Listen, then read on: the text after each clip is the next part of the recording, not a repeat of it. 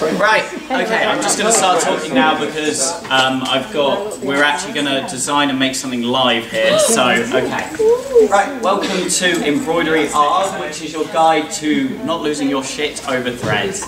Just before we start, I've got some experience with machine embroidery. Anyone else played about with an embroidery machine? Okay, a couple of people. Anyone else played about with hand embroidery or anything like that? Yeah, fair number. Okay, so we've got some theory. Okay, so embroidery is like kind of amazing, you know? These are all taken from Game of Thrones, which is all hand embroidery done by an artist called Michelle Carringer's head's in the way, Carringer embroidery, there we go. Which you can go on her website and see how she actually made like the cool dragon scale stuff that you see on some of the costumes. Most of the way she did this was she made them on sort of big sort of sheets of fabric separately, and then they were applied to the costumes which were made by another person. So she was employed to do these big embroidery pieces which you see on sort of the necks of a lot of the dresses.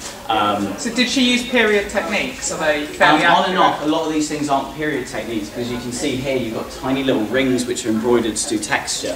That's something we're getting a lot in modern embroidery, going away from your plain sort of beautiful satin stitches you see on kimonos and things, and adding more texture to make it more grisly and suit the series. But yeah, so every once in a while you come across a cosplay and you're like, this needs embroidery, okay? You need to use it. I fucking love embroidery, but it takes a long time. I've got over here.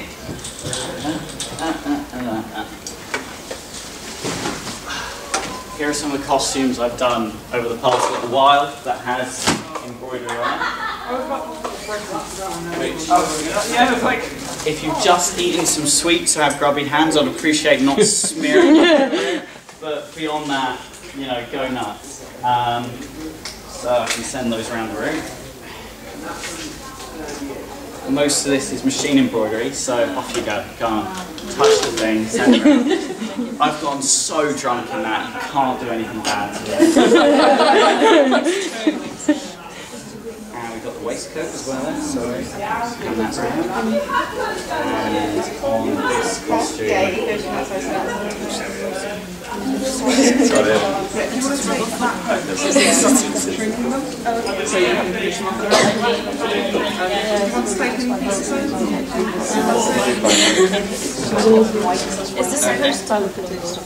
yeah, just keep it going. No. Can we close the door? Sorry, it's a bit noisy down there. Thank you.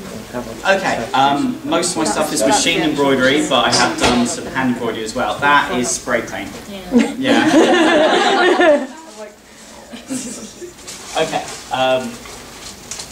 To speed things up, when you're doing embroidery stuff, you can buy an embroidery machine for like many pounds, many dollars. Hire someone to do it for you for more dollar.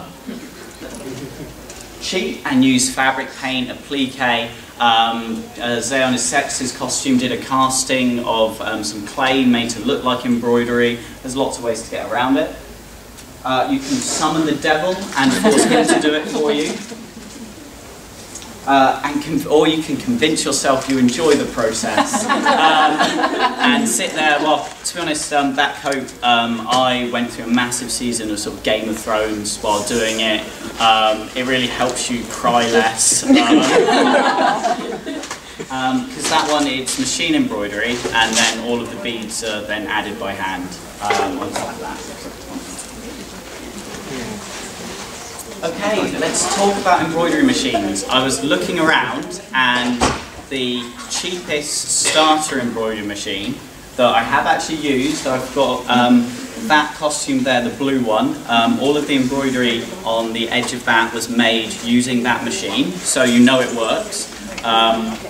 It's about £700, which is quite expensive, but you take the doohickey off the side, because most of them are detachable. And you can use it like a normal sewing machine, which means it's a double investment. If you're going to buy a sewing machine anyway, it might be, you know, spend a bit more money, play around.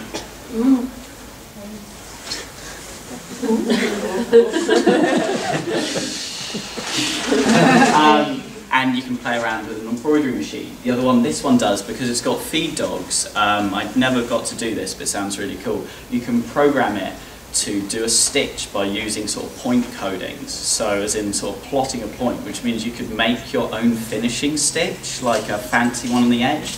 So say you need something that does like swirls around the bottom, you just figure out how to plan it on that machine and then just sew in a line, and then it will trim the edge. Because embroidery is great on machines, but everything you do has to fit through and be able to be held within a hoop like this, of different sizes depending on how big, expensive your machine is. That machine has a 10 by 10 embroidery area, which is about that, but the actual hoop is about this big. This machine has a 13. This is the nice little grid thing that one day I will lose and I'll be very sad. Which shows you the area that you can actually get the embroidery to do. The other one is it comes with a really basic software. A lot of them come with a free software, which is a bit crap. I'll be playing with some of it today if we've got time. This one I'm using, it's quite expensive, but it only does embroidery, which means that you've got this Hulk engraving thing in the corner that only comes out for certain things. I make embroidery things to sell on Etsy, so worth it for me, not for the sort of dabbler. It's got slightly better software that comes with it. You can buy a really good open source software, which if you're interested, it's only about £50. Ask about me afterwards and email me afterwards, and I'll try and track the one down for you so you can have a look at it. Sweet Lordy Jesus. It's £9 but I want it so much. Because this machine's basically, every time you want a different colour in your embroidery design, it goes beep, beep, beep, and then you turn over and you change it. And you have to cut away all the 3 threads. This self-cuts in between the threads. You can just go and yeah. So, as you can tell, it's a problem of space. If you've got a really big pattern, like this big on the back of the costume and things like that, even if you've got an embroidery machine, you've got to figure out how to make it all fit together. Just to go back to what you were saying about getting access to an embroidery machine, some hack spaces have them. What hack spaces? Hackspace is basically a lot of cities have basically a space where you can sort of do arts and crafts and electronic stuff for a membership fee. It's like a club. And they have access to machines like 3D printers and embroidery machines. Yeah. And it depends on the individual hack space whether it has one or not, but it's worth looking into. Yeah. Could you just pass me my bag? Thanks. The lunch. Move it down. Sorry, I can't really get That's that cool. one. Okay. So for example, the white waistcoat going around, this is the pattern for one of the pockets. So scaled it up once I had that, and then on Photoshop made up the pattern, and then basically figured out a point where I could break the pattern apart, and then made 2 sort of like holding points where I know this is the corner of where it would actually hit. You can see the tiny wiggle, which has the 2 patterns there. And then this was done on a much larger scale for, where is the pink coat? There. Yeah. Okay, this is the pattern for the bottom of the pink coat. I didn't make this for you, this was actually for me, so I didn't like, when I was making the patterns I would go insane. And you see each of these bits here was a separate embroidery pattern, which had to be separately made, put onto the machine and applied to the coat individually. Doing an embroidery project like this has an extremely high risk rate, which means basically if the machine fucks up and ruins your coat, especially if it's towards the end, that's it, start again. You know. The white waistcoat actually, the machine, I went to the bathroom, I come back and the machine's eating the rest of the waistcoat. And you can see on it, what I did was I actually just used a bit of interfacing. There's something in the pocket. Oh my god!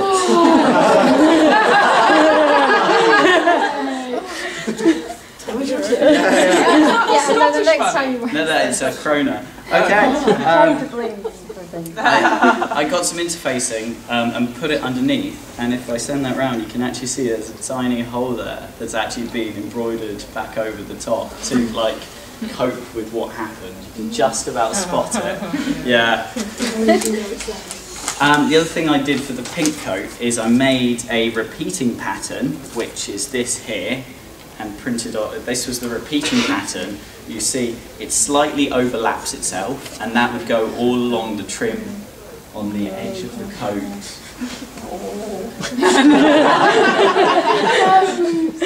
Yeah, so you can do big projects, but they're a pain in the arse, basically. And that's where, at the end of the day, hand embroidery comes in real usefulness there. The other thing you can do is you can buy soluble interfacing, as in interfacing that basically once you wash it, it disappears. And what you can do is make an embroidery pattern like on that, wash it, it all disappears, and then you can sew that down on top. So that's another way of getting around that. Right. Other things you need, machine embroidery and thread. One thing I found is you can buy these big, cheap kinds of thread that you use for regular sewing. If you have that in the bobbin in one of these machines, hell no, it is not happy with you. These are two cones. One of them, this is embroidery thread. It's really sleek, but really frail. Like, if I show you like this, it's got a bit more of a bite to it. So if I show that around so you can tell the difference. There you go. And you also this is some metallic, and some metallic thread. Metallic thread works fine in embroidery machines because it's really sleek, but it snaps quite often. The other thing you need, this is my cone jig. It's a bit of wire wrapped around a thing so I can take cones up from the top. Because I am buying embroidery stuff in cones that big. It's, if you're going to do a lot of sewing, cones online are about as cheap as your tiny little things in fabric land. The other thing you need is an ironing board. Like so much of sewing, is my iron on, because I need that later. Who knows? Who knows? Come to me. There we go. Like so much of sewing, I don't think, sewing is almost the wrong word to call what we do. We more do it ironing with occasional threads, interaction. The other thing you need is lots of replacement needles. You can buy 100 packs of needles online for 20 quid for that instead of the tiny little things. They're really good. Embroidery needles tend to be 70 size, so they're thinner than normal, but I tend to use these for all my sewing. And if I break a needle, I'm just like, yeah, whatever, next. Because you will break needles. And it will run out of thread halfway through a massive design. One of the bad things about this machine is because the hoop is so big, but the machine is also quite small, sometimes it stops with the embroidery hoop up this end, and for some reason it's got a bit of a manufacturing error jigging it back into the machine. And that's one of the reasons I would recommend going with the smaller, less expensive one for that reason.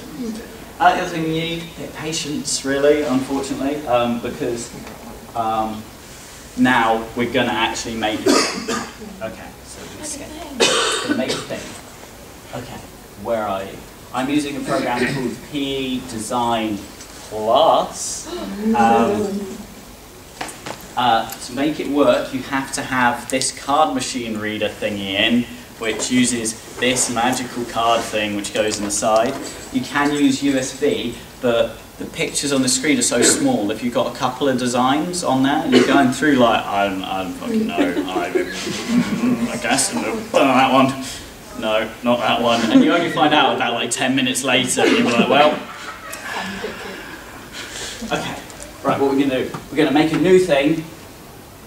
Okay, I love embroidering bad words onto things, like this is a home sweet homo design. So can we have suggestions from the floor about what we should do for a design?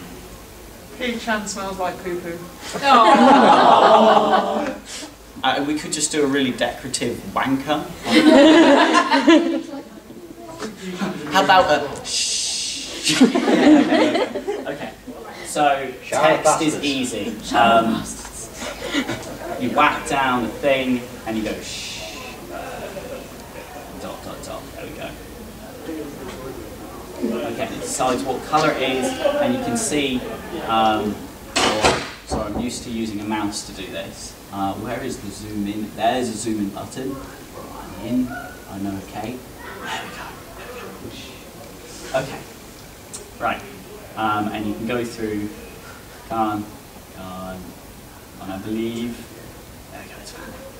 Okay, and you can go through and you can change the font. Some of it's only in capital letters, and you can play around with that. It's really basic stuff here. A lot of it's only available in capital letters. That's a good I think. Now, what if we wanted like a decorative border around it? One of the things I do a lot of the time is I go through and I use a letter from a fancy font to make a swirl as opposed to actually designing a thing. I think that is an I from one of the fancy fonts. So yeah, smart. Yeah. So if I look at an I and what that, you can see that right. And then I find myself just going like da da da da da, and then figuring out which is the nicest looking of all the letters. I think an S is only a good one. And if I go and find a fancy, that's a fancy S, isn't it? Yeah, right, okay. So we do that and we make it big. And you can rotate things. You can also make things go in circles. So that little dotted line is where the thread's going to run when you sew it? Yes. There are different views that you can select. You can have solid, stitch, and then you can have realistic, which theoretically is what beauty you'll create eventually. Now what I'm going to do is I'm going to find paint. Tab, is this a program that came with the machine? Or is it a program you have to buy Some separately? of them don't. If you're looking to buy a machine, make sure it comes with a program, otherwise it's about £300 for software which isn't very good. You know, I've made it work, but it's not very good. Okay. But sometimes obviously you need swirls that, you know, aren't, you know, are something more interesting than that. So let's try and import a picture. Okay, so how do I paint? I'm used to Photoshop, so bear with. I want a larger size of brush because the software doesn't pick things up very well. Yes, okay, undo because that's crap. Okay, so here's a swirl. Here I go. Oh, that mouse pad. No. Yeah. Again.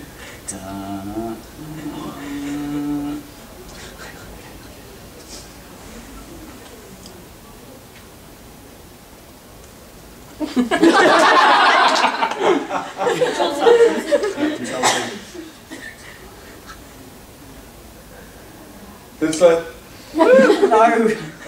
Okay. It's just make it a bit wider. it's shaping, right? Yeah.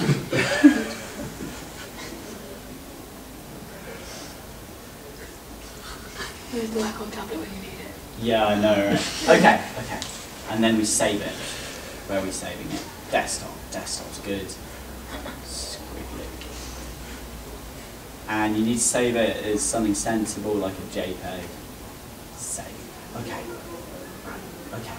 And then you do something in the top corner, which you see all of these things. You can take like a photo and make a creepy demon child. The thing I use most is something called the Auto Punch Wizard. Oh look, samples of a bird, a dog, creepy demon child. Okay, we found, there's our squiggly. And what you can do is, I don't need that bit.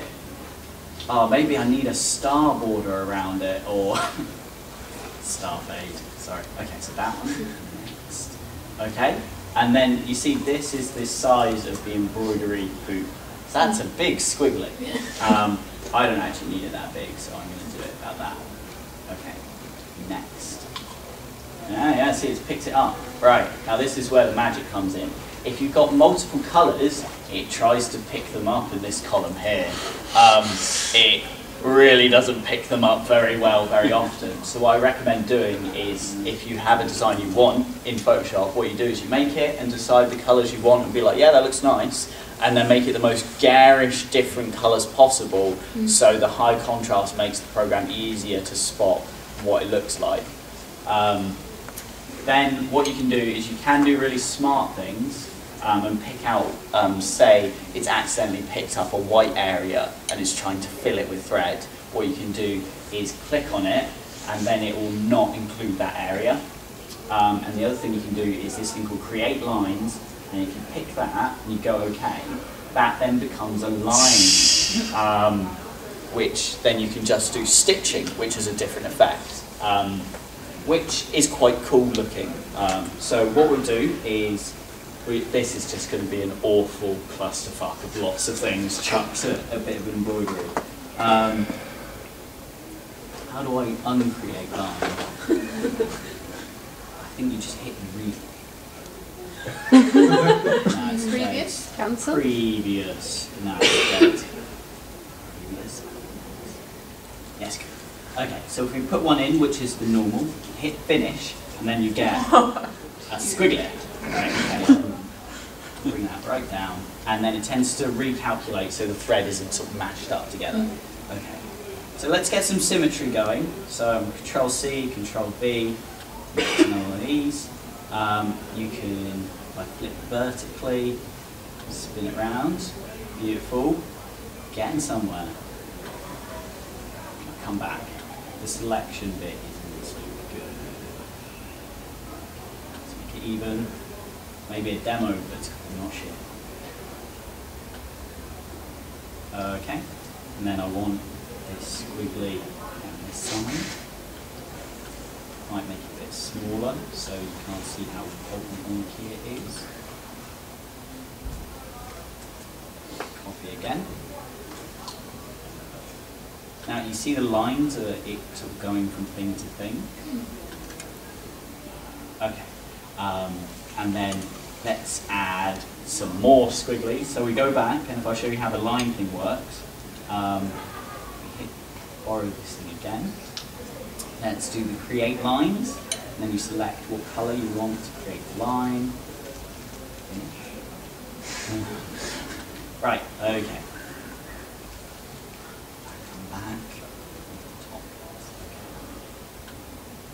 It's just going to get bigger and bigger around it. You see it's kind of like a zigzag stitch all the way through, and there's no sort of, it doesn't get wider or thinner or anything like that. It's literally just a line.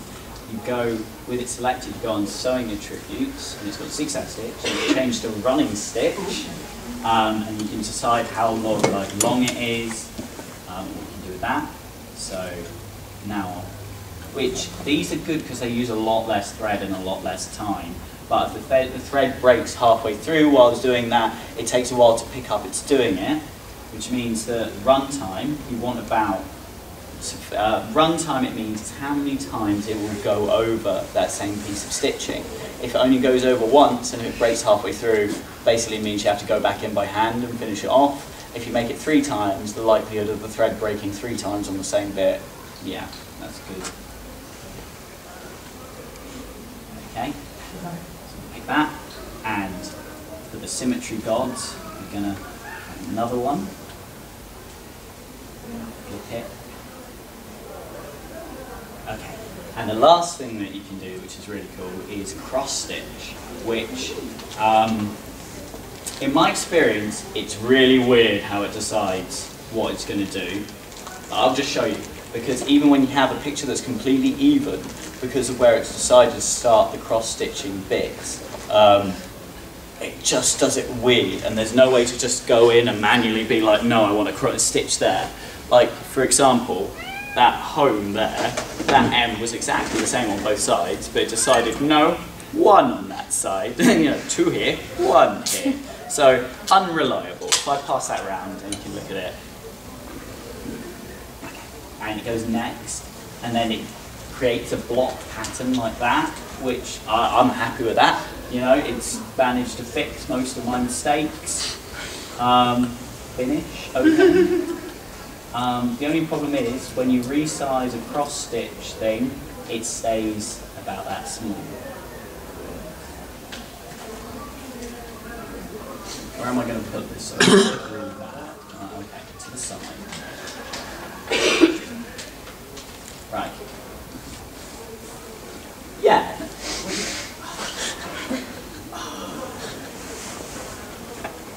Right, I have 3 colours of thread with me, so we're going to do 3 colours. Yeah. Woo! Yeah, it's a thing. We're done. Okay. Now let's decide what colours, because I've got gold, I've got purple, and I've got black with me. So, in general, text is a good one to do black. So you go to colour, select that. Gold looks better with swirly things, but breaks quite often.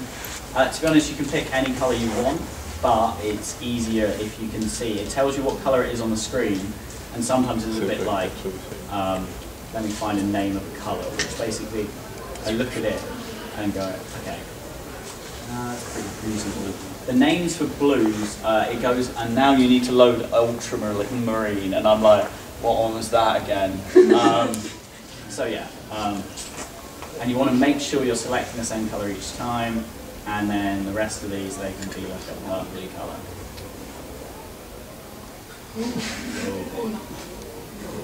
Good.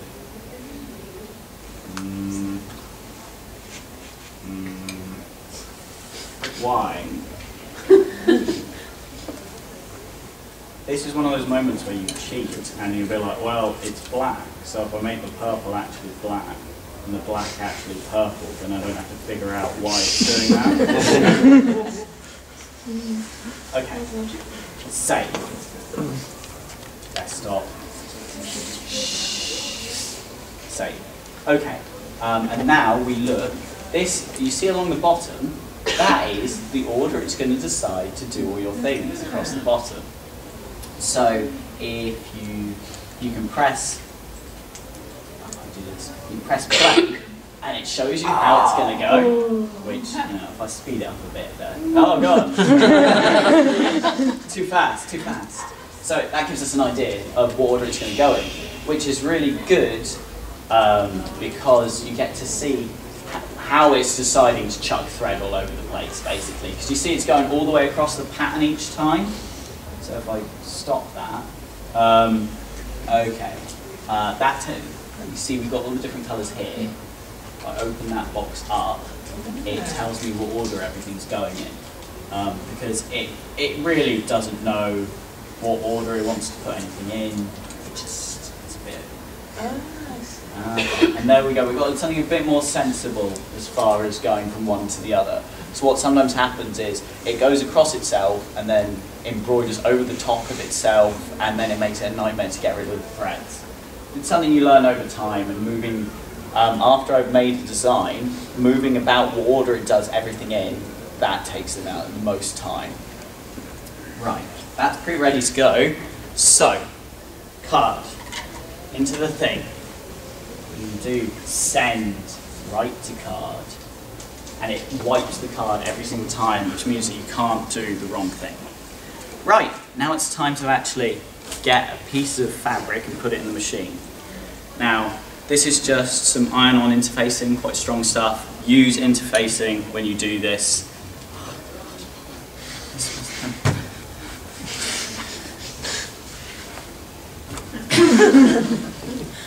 Are there any fabrics you just wouldn't embroider onto? I've had really good experiences. Like there are lots of fake fur or something, obviously. Fake fur you can do if you put terrible interface over the top. Yeah. So there's lots of ways to do things. Obviously, really thick stuff, you're going to break more needles. And breaking needles, sometimes it doesn't register that it's broken a needle. And I was sat there chugging away like dun dun dun dun dun, happily not doing anything at all. What's the secondary market like for sewing machines? As in second hand? Yeah. I don't know actually. Like to be honest, that's probably a good way to get them. The problem is whether or not you can get good software. Yeah. Like, There's a few on Gumtree at the moment. Yeah. I was looking the other day actually. I mean, if you know what sort of machine you're looking after, and basically you do the product reviews of that machine and see what's available. Like, I really want a knitting machine, like so bad. There's something about it I'm just like, oh, because it has like latch hooks, which means that basically you sort of run the machine over the top. Just leave it. This is I'm using some linen here because I think I like the effect. Really thin fabrics don't work very well because it puckers up. But that's about, there's lots of charts on the internet dedicated to what interfacing to use with a machine. Right. And you pop it in the, oh, fucking. What fabric did you use to make like an iron-on patch? Or Felt's really good. A patch that you wanted to... Yeah, felt, Yeah. I really like that sort of standard. Felt or cotton needs interfacing though because felt stretches. Yeah. Yeah. You can embroider on stretch fabrics, but basically it's not, it's tricky, but it can be done, and it's pretty cool. Are we done? Are we done? Okay.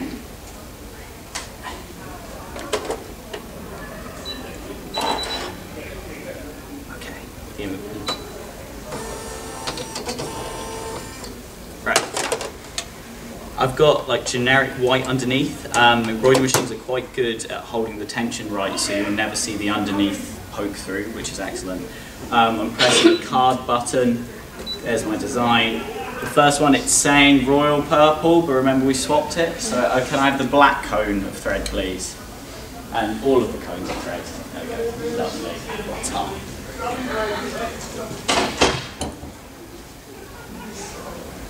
Now we no longer need the iron, so off you go. And here's hoping that the power doesn't cut out halfway through this. Oh goody, it's tangled around itself. Right, there we go. Got it. Goodbye.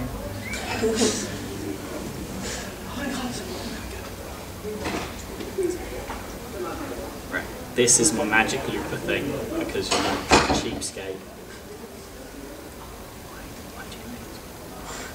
Okay. Most embroidery threads come with a fancy thing which you trim off the thread and you hit that and it threads the needle for you. Sometimes it works, sometimes it doesn't. And then you just say like, why did I wear contact lenses today? The other thing you can do is adjust the pattern. Like, sorry everyone, this is really small. So for example, you can rotate it. The other thing, pan around, so I'm going to rotate it 90 degrees, and you can do it by 1 degree implements. The other thing you can do is, if I go back, you can do this one. You can decide where the needle is to start the pattern, which is really good for lining things up, and you can make it say go around to show you how big the design is going to be as well. That's pretty cool. That was very useful. Keep doing it now. Okay, foot down, go. And then you just watch it for ages.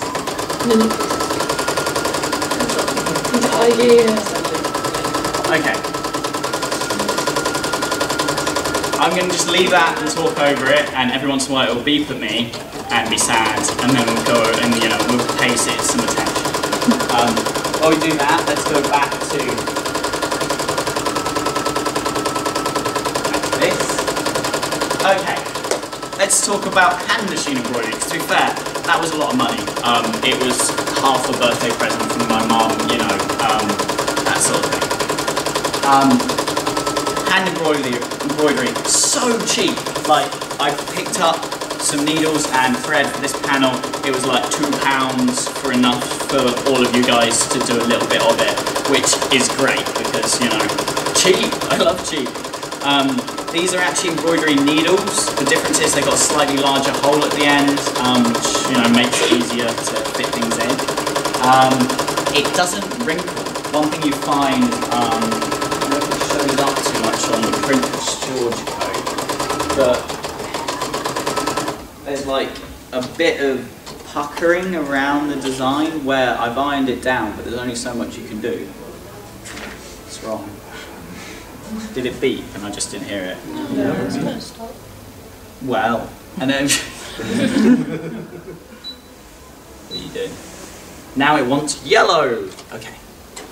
Oh, why did I do this?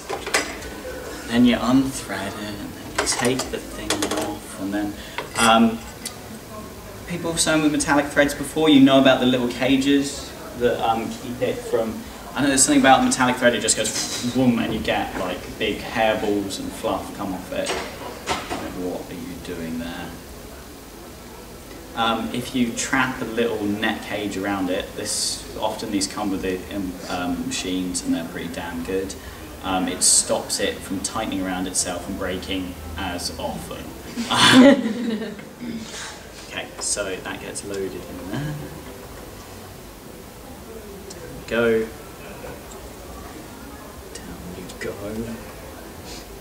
This is why a multi-needle machine sounds amazing. Yes, it threaded, yes.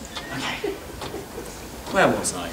We were talking about the hand embroidery doesn't wrinkle. It's because, you know, embroidery's done tension over like that hoop. Once you take the hoop away, sometimes it just goes blah. So hand embroidery is really good for the flexibility it offers. You've got better stitch variation. There's only so much you can control about how it's laying the stitches down. There's a lot of really nice fancy stitches you can do, like couching, like those words that I've read on the internet and never really said aloud to people. How often do you say couching? Just whooshed these things down. Does anyone know how it's actually pronounced? So no. I believe it's couching. Yeah, Couching. But that sounds like, yeah. Does it all the time. Okay, couching. You can get some It sounds like you're relaxing though. Yeah. Oh, I was just couching the other day for my cosplay. Yeah. And you can sew beads on at the same time, which is really cool. Not just beads, you can sew other bits of fabric in, you can sew those rings that you saw on. Yeah, really flexible. Things you need for hand embroidery is needle, thread, fabric, and hands. I love hands. Things that help though are large-eyed needles, smooth, low-tangle threads, because when you're sewing and you get that little knot that's like a little loop. Yeah. I mean, there's a way to get around that by you put the needle in the loop and pull back against itself, and then you can normally pull it out, but sometimes it doesn't, you just start again. Suitable fabric, so a fabric that doesn't paint you, doesn't fray, those are amazing things if you can get it. Embroidery hoop or frame, like that, but wooden ones you can get really cheap. Design planned in advance helps you so you know where you're going. Several pairs of hands, yeah, that would be amazing. And basically what I've got here is, here are the starting stitches for embroidery, which I think are really useful. You have running stitch, which is your basic up and down stitch, what was sometimes called basting when you're doing really large ones. You have your back stitch, which is really good for lines. One I really like using is called stem stitch, which is, I like to do, are we done? Have you stopped beeping? You've just stopped beeping. Why will you no longer call my name? Okay, let's load the next thread, put the thing back, threads. Sorry, just loading this one up. I am happy to do an embroidery demo of some basic stitches for people who would like to learn. For people who are already very experienced, I bought this amazing book, which is like proper old school. My stepmom used to have that. Yeah, but it's so good. Like the diagrams for explaining stitches for embroidery things, and they're beautiful. Is that the Reader's Digest one? Yeah. There we go. Starting from here, there's lots of really fancy stitches, so if you've done hand embroidery before and would like to have a look through, this book is readily available to you. What am I doing here? I'm loading. We've only got 10 minutes left,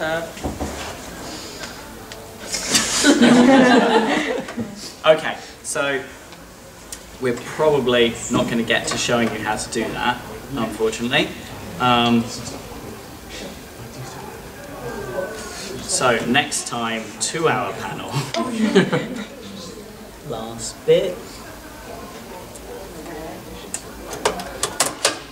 We have to throw them away. We'll wait for this to go. And while that, I will begin a tiny bit hand embroidery. That's too short. Start again. People haven't really sewn much by hand. A trick that took me far too long to realise. Oh, where's it gone? Just hate me. Is to pull the thread out the width of your arm, and that gives you a good length when you're sewing. That took way too long to learn, okay? Yeah, how much do I need? If I keep going, then I'll have to reload less, and then that will be faster. Yeah, that meant the thread is broken and it hates you, so you have to just start again. I'm sorry I did this. You just pull it out. Do it again. This is what I mean by you have to like nurse it.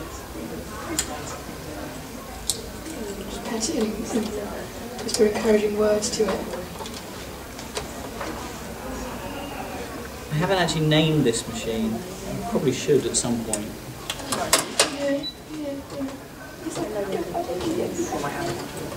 I mean, you can see that these are quite long. They're quite thick pieces of thread. So embroidery things like this, what we want to do is actually split it apart, which I've never been good at. Look at me go. Are you good at this? You hold it?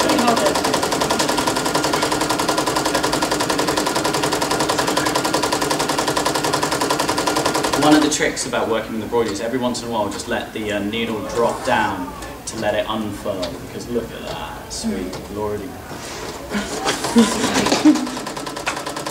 It's like you don't want me to make beautiful things.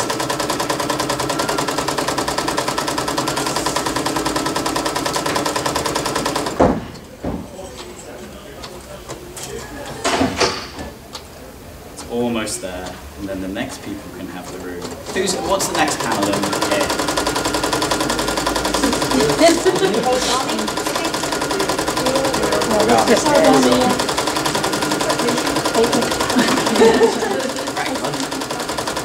Okay, we're going to let the machine's almost there. Oh, it was the cross stitch. Wasn't happy about the cross stitch. Oh, yeah. Some thread it just hates, and you just learn never to use that thread for a design ever again.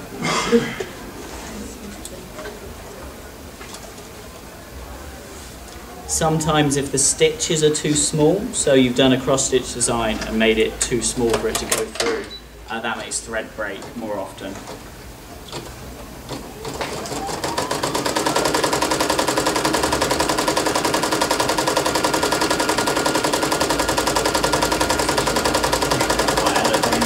To be honest with you, those diagrams are really simple. Anyone that needs it, sorry, it's making me. It starts making a certain. That's the. I'm complete. I did the thing for you. There we go. Pop it out, and then clip off the threads. This takes longer than it or like this always takes more time than you expect. In general,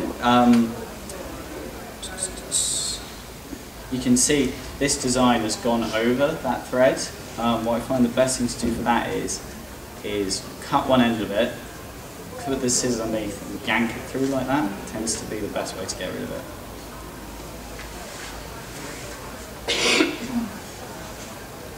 Almost there. So yeah, small scissors are really useful. Okay, there we go. And there we have a finished little embroidery thing. sorry we didn't have enough time to go through a lot of the hand embroidery things, because I don't want to overrun into origami. If you have any questions or want me to send you those, please, while I'm tidying up, have a look through that book, because it's got fantastic diagrams about how things work. And if you want anything explained, please ask some questions at the end. Thank you very much for listening, everyone. And I'll see you